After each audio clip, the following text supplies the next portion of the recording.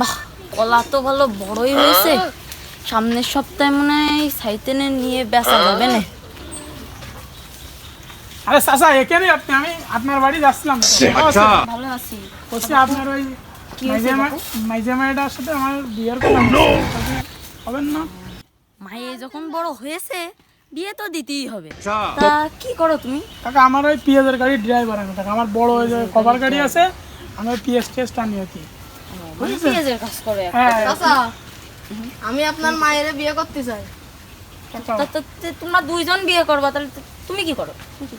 আমার 1 বিঘা জমি আছে, ওই জমিতে সব লেবু গাছ। সব তো লেবু গাছ। সব লেবু এই, তুই সর।